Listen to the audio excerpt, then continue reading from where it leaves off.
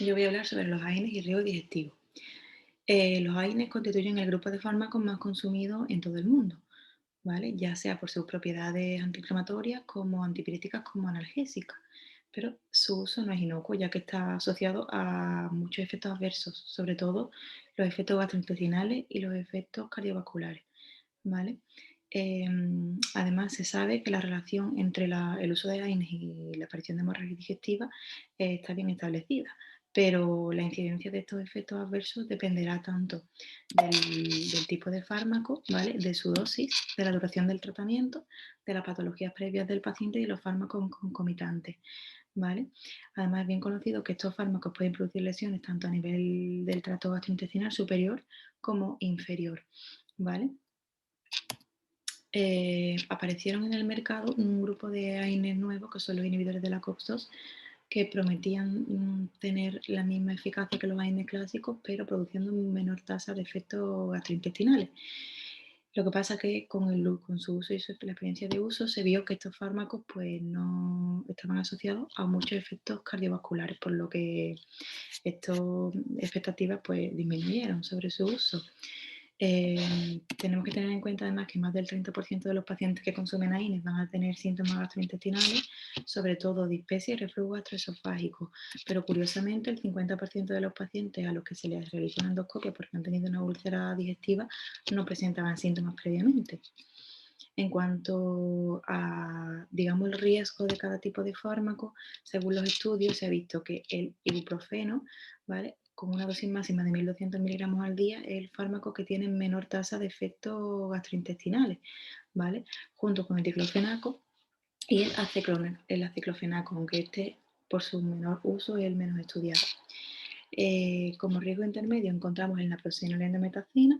Como riesgo intermedio alto tendríamos el ketoprofeno y el ketoprofeno, ¿vale?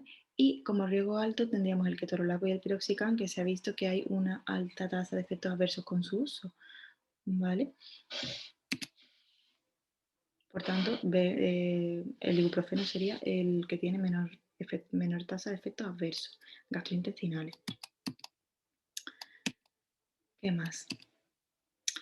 Por tanto, desde atención primaria es muy importante minimizar el riesgo de estos fármacos. ¿Cómo podemos hacerlo?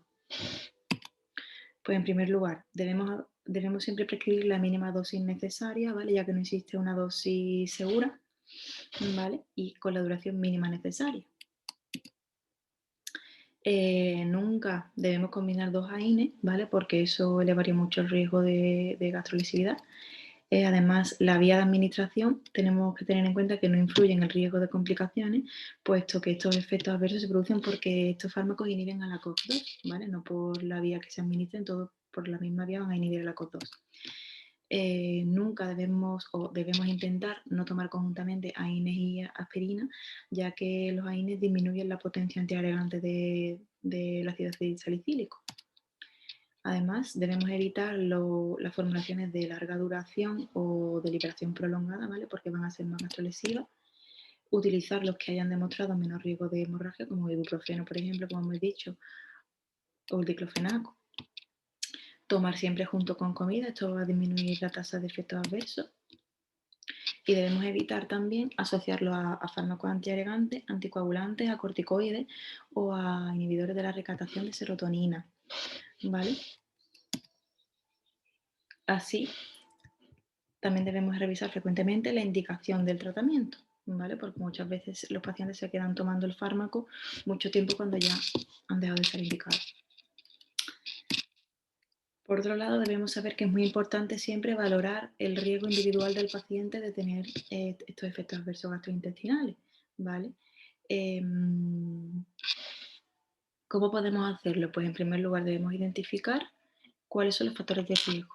Los factores de riesgo principales van a ser que tengan historia de úlcera gastrointestinal, ¿vale? Ya sea complicada o no, que tengan una edad mayor a 65 años, siendo especialmente relevante los que tengan más de 70, usar dos o más AINES simultáneamente, o bien un tratamiento a dosis muy alta o una duración prolongada, también sería un factor de riesgo, o bien que se haga un uso concomitante de antiagregantes, anticoagulantes, inhibidores selectivos de la recaptación de serotonina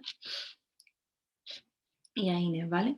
En función de que aparezcan estos factores de riesgo, vamos a clasificar a los pacientes entre grupos de riesgo, los que tienen un riesgo alto, los que tienen un riesgo intermedio o un riesgo bajo. Los de riesgo bajo serían aquellos que no tienen factores de riesgo, los de riesgo intermedio serían pacientes que no están anticoagulados ni tienen historia de úlcera, pero presentan algún factor de riesgo de los antes mencionados, ¿vale? Sería aquellos que tienen uno o dos factores de riesgo, y los de riesgo alto son aquellos que tienen historia de una úlcera complicada o anticoagulados o que tengan más de dos factores de riesgo de los anteriormente descritos. En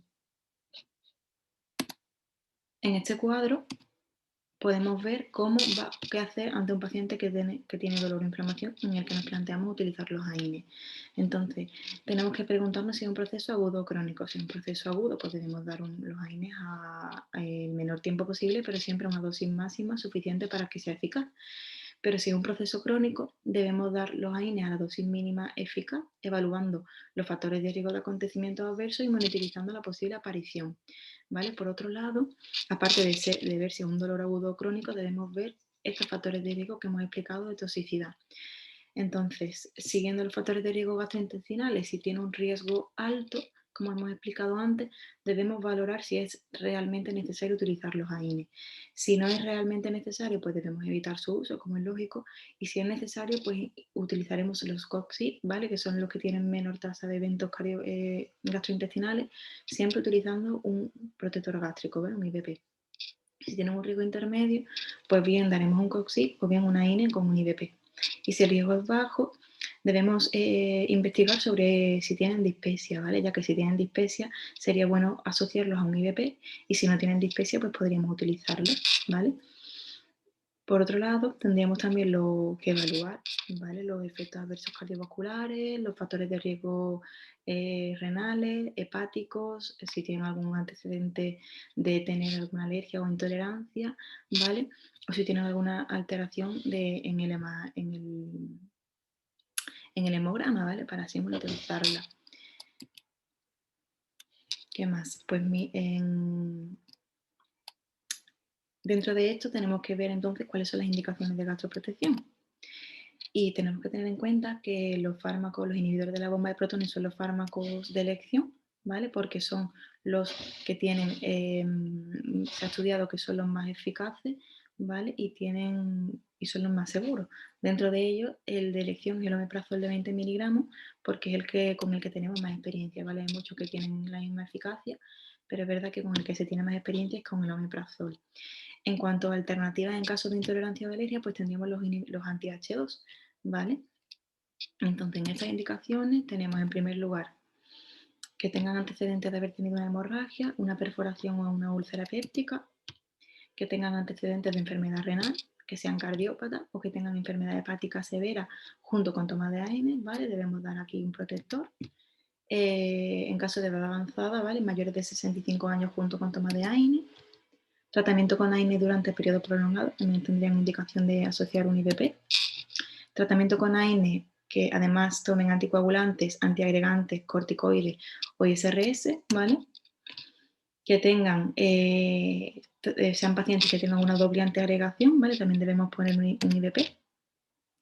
Y hay que destacar también los efectos adversos de los IVP. Los efectos adversos más frecuentes van a ser déficit de B12, que aparezcan pólipos en el fondo, hipomagnesemia, osteoporosis, infección por Clostridium difficile o candidiasis esofágica, ¿vale? Y eso sería todo. Aquí tenemos la bibliografía que hemos utilizado. Muchas gracias.